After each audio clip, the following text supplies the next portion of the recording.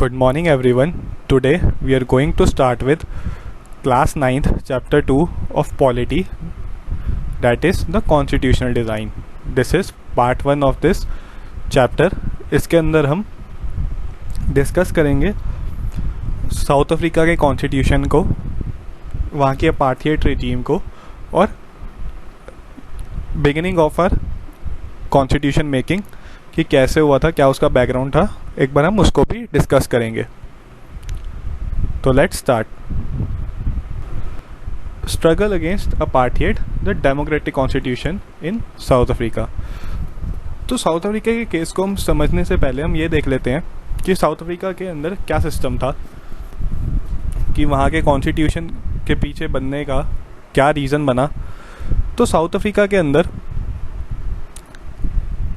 जैसा इंडिया का केस था, ब्रिटिशर्स का रूल था, ब्रिटिशर्स ही वहाँ पे रूल करते थे और वहाँ पे एक सिस्टम को फॉलो किया जाता था जो कि वहाँ के लोगों को डिस्क्रिमिनेट करता था, वहाँ के लोगों को डिवाइड करता था. And that system was called apartheid system. अब ये जो सिस्टम था ये वहाँ पे रेशियल डिस्क्रिमिनेशन दिखाता था साउथ अफ्रीका के अंदर. जैसे कि रेशियल डिस्क्रिमिनेशन का मतलब यहाँ पे ये है, या हर जगह यही होता है, कि जो आपके स्किन का कलर है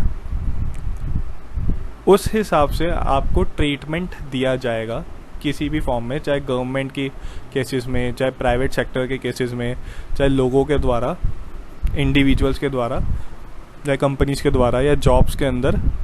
जो आपका स्किन का कलर होगा वो डिटरमाइन करेगा कि आपका कहाँ लेवल होगा. जैसे कि साउथ अफ्रीका का केस देखते हैं तो मेजर पॉपुलेशन वहाँ पे ब्लैक्स की होती थी, बट जैसे कि ब्रिटिशर्स आए वहाँ पे तो उनका जो रेशियल कलर था, स्किन कलर था, वो वाइट था. तो उनको रूल करने के लिए उन्होंने वाइट मैन बर्डन का एक कॉन्सेप्ट बनाया और साउथ अफ्रीकन सोसाइटी को रेशियल डिस्क्रिमिनेट किया और वहाँ पे एक सिस्टम बनाया, अपार्थाइड सिस्टम. ये सिस्टम ऑप्रेसिव था टुवर्ड्स ब्लैक्स लोगों को जॉब्स ढंग की नहीं मिलती थी, अलग कॉलोनीज़ में रहना पड़ता था, जहाँ पे वाइट होते थे वहाँ जाना अलाउ नहीं होता था. ब्लैक्स के अलावा वहाँ पे कुछ लोग इंडियंस भी थे, जैसे कि हमने पता है कि महात्मा गांधी भी साउथ अफ्रीका रहे थे कुछ साल, उन्होंने भी काफ़ी स्ट्रगल किया था.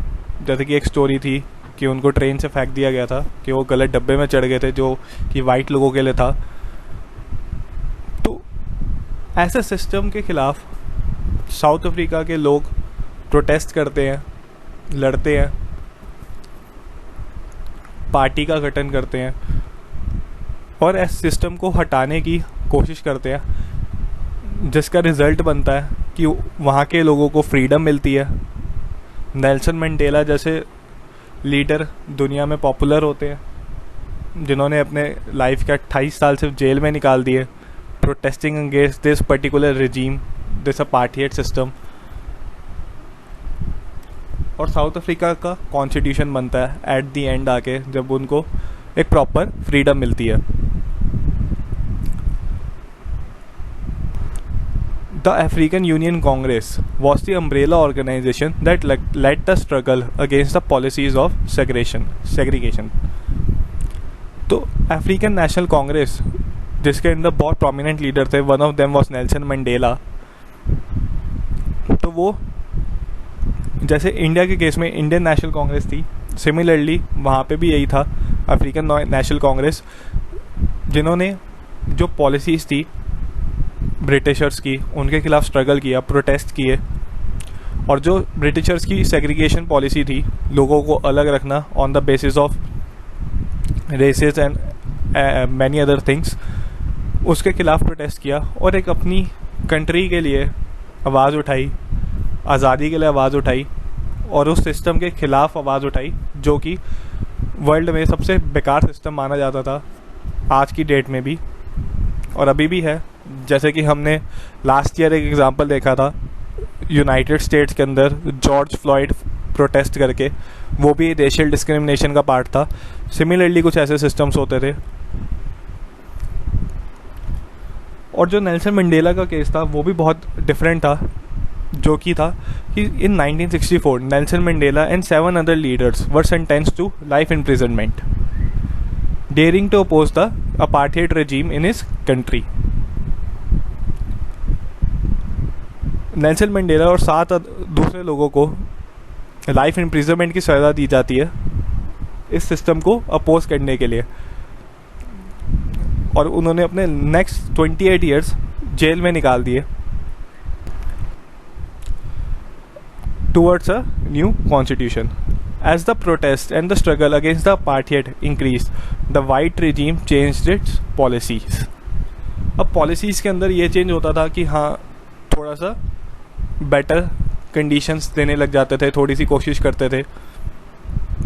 जैसे कि पहले ब्लैक्स को अलाउ नहीं होता था कि इस एरिया में नहीं जाना, अब उसके अंदर ये चेंज कर दिया कि हाँ आप इस एरिया में जा सकते हो लेकिन काम नहीं कर सकते, सामान लेके आ सकते हो बस।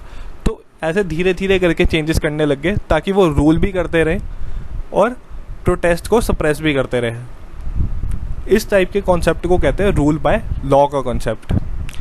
But at the end protest अपने टॉप मोस्ट लेवल पे पहुंच गया था, लोगों को समझ आ गया था कि फ्रीडम इट्स नेसेसरी, और ब्रिटिशर्स को भी ये चीज़ समझ आ गई थी कि अब उनको वो चीज़ नहीं ज़्यादा जम सकती और उनको अपनी उस कंट्री को छोड़ के जाना ही पड़ेगा। And at the and in 1994 south Africa को फ्रीडम मिलती है और अपनी वो गवर्नमेंट फॉर्म करते हैं। और नेल्सन मंडेला जो कि बहुत प्रोमिनेंट लीडर थे उस टाइम से, नेक्स्ट 28 ईयर्स जैसे वो जेल में रहे, उनको वहाँ से रिलीज़ किया जाता है। और 26 April at the midnight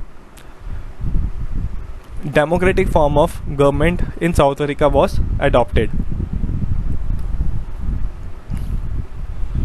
After 2 years, a constitution came out which gave to its citizens the most extensive rights available in any country. South Africa का कॉन्स्टिट्यूशन 1996 में बन के तैयार होता है और बहुत मेजर राइट्स वहाँ के सिटीजन्स को दिए जाते हैं, इक्वालिटी, लिबर्टी जैसे राइट्स मिलते हैं, फ्रीडम मिलती है। और साउथ अफ्रीका का भी constitution is one of the best constitutions माना जाता है मॉडर्न टाइम्स में, जैसे कि इंडिया का माना जाता है, और बहुत अलग से सिस्टम के खिलाफ स्टैंड लेता है वो। This is the preamble of the constitution of South Africa. और इसके अंदर हम देख सकते हैं इन्होंने सेकेंड लाइन में ही यही लिखा है कि recognise the injustice of our past, we the people of South Africa recognise the injustice of our past, कि हम उसको रिकॉग्नाइज करते हैं, ऑनर करते हैं और जस्टिस और फ्रीडम के साथ हम अपने लैंड में रहना चाहते हैं और आगे की कंट्री को उसी तरीके से डेवलप करना चाहते हैं। साथ ही साथ यूनाइटेड और डाइवर्सिटी का भी कॉन्सेप्ट वो कॉन्स्टिट्यूशन के थ्रू लेके आते हैं। And at the and in 1996 south Africa एक रिपब्लिक बनती है। एंड ये जो प्रीएम्बल होता है, ये अगर हम आसान सी भाषा में समझे तो हमारे कॉन्स्टिट्यूशन के अंदर जो सिटीजन्स को राइट्स मिलते हैं उसका क्रक्स होता है एक तरीके से। चाहे इंडियन कॉन्स्टिट्यूशन का प्रीएम्बल है वो भी वैसे ही है, हम उसको भी डिस्कस करेंगे। और ये as a part of constitution ही माना जाता है। इंडिया के केस में भी यही है, जिसके थ्रू कॉन्स्टिट्यूशन के बेसिक स्ट्रक्चर को भी हम जज कर सकते हैं कि वो कॉन्स्टिट्यूशन उस देश के नागरिकों के लिए, उस गवर्नमेंट के लिए क्या क्या फैसिलिटीज़, क्या क्या राइट्स उनको देता है। So why do we need a constitution? A constitution is necessary because it generates a degree of trust and coordination that is necessary for different kind of people to live together. जैसे कि हम south Africa का case देखते हैं तो south Africa के case में भी ब्लैक्स और वाइट्स के अंदर ट्रस्ट की बहुत कमी होती है। डेफिनेटली जब वाइट और ब्लैक के ऊपर रूल कर रहे थे इससे पहले, तो कैसे हो सकता है कि एक फ्रीडम के बाद सारे बंदे बराबर हो जाए? ब्लैक्स जो लोग होंगे जिनके ऊपर रूल किया गया होगा उनके मन में भी एक आउटरेज रहा होगा कि हाँ, इन लोगों के साथ हम एडजस्ट नहीं कर सकते। बट एट द एंड जब कॉन्स्टिट्यूशन बना तो सबको बराबरी का अधिकार मिलता है। तो ये सारी चीज़ें जो लोगों के अंदर एक विश्वास जगाए, वो कॉन्स्टिट्यूशन के थ्रू दी गई। It specifies how the government will be constituted, who will have the power to take which decisions. Constitution के थ्रू गवर्नमेंट्स को पावर मिलती है कि वो क्या डिसीजन ले सकते हैं, क्या उनकी लिमिटेशन है, और वो कैसे एक्ट करेंगे, कैसे सरकार चुनी जाएगी, ये सारी चीज़ें डिसाइड करते हैं। Constitution is more over power नहीं देता वो गवर्नमेंट को, बल्कि उनकी पावर को रेस्ट्रिक्ट करता है, किसी किसी फॉर्म में देता है, बट एक लिमिटेशन के साथ। It lays down limits on the power of government and tell us what the rights of the citizens are. कभी भी कोई भी कॉन्स्टिट्यूशन जो डेमोक्रेटिक कॉन्स्टिट्यूशन माना जाएगा, उसके अंदर सिटीजन्स के राइट्स को टॉप मोस्ट प्रायोरिटी दी जाती है, और कोई भी गवर्नमेंट की कोई भी पावर उन सिटीजन्स के राइट्स को नहीं इन्फ्रिंज कर सकती। ये कॉन्स्टिट्यूशन का बेसिक सिद्धांत है। And fourth, it expresses the aspiration of the people about creating a good society. जैसे कि लोगों की विचारधारा कैसी है उस देश के लिए, उस सोसाइटी के प्रति, कौन के थ्रू उसके बारे में पता चलता है। अब हम डिस्कस करते हैं थोड़ा सा इंडियन कॉन्स्टिट्यूशन के बारे में, the making of Indian constitution. In 1928 Motilal Nehru and 8 other Congress leader drafted the constitution for India. ये जो इवेंट था, ये साइमन कमीशन जैसे हमने सुना था उसके बाद हुआ था, जब ब्रिटिशर्स ने ये बोला था कि अगर आपको सही लगता है तो अपना कॉन्स्टिट्यूशन बना के दिखाओ, और उसी एक आउटरेज या उसी गुस्से के प्रति एक अपना रिजल्ट दिखाने के लिए कि हाँ, हम लोग भी अपने आप को रूल कर सकते हैं, तो ये जो ड्राफ्ट कॉन्स्टिट्यूशन बना था, जिसको नेहरू रिपोर्ट के नाम से भी जाना गया था, वो बनती है। और ये इवेंट के बाद लोगों के अंदर एक पॉजिटिविटी आती है कि हाँ, हम लोग अपना देश खुद चला सकते हैं, हमारे पास रीजंस है, हमारे पास तरीका है उस चीज़ को चलाने का। और इसी का एक आउटकम बनता है 1931 resolution at Karachi of Indian National Congress, जहाँ पे इंडिपेंडेंट इंडिया का कॉन्स्टिट्यूशन क्या बनेगा उसके बारे में डिस्कशन किया जाता है, और आज़ादी के लिए संघर्ष की घोषणा कर दी जाती है आगे के लिए कि हाँ, हमें अब डोमिनियन स्टेटस नहीं बल्कि कंप्लीट इंडिपेंडेंस चाहिए। इसी के साथ साथ नेहरू रिपोर्ट जो बनती है उसको बेस बना के और कुछ ब्रिटिशर्स के इनपुट्स को बेस बना के 1935 में गवर्नमेंट ऑफ इंडिया एक्ट भी आता है। और इस एक्ट के अंदर बहुत major features, one of the biggest act at that time जो इंडिया के लिए आया था वो यही था। और आज की डेट में भी इंडिया का जो 70% जो कॉन्स्टिट्यूशन है, जो पहले 1947 में बनाया गया, वो इसी को रेफरेंस बना के बनाया गया, और जो रेस्ट था वो बाकी कंट्रीज से के कॉन्स्टिट्यूशन को देखा गया और उनके अच्छे फीचर्स को देख के उसको बनाया गया। Factors contributed to the making of our constitution.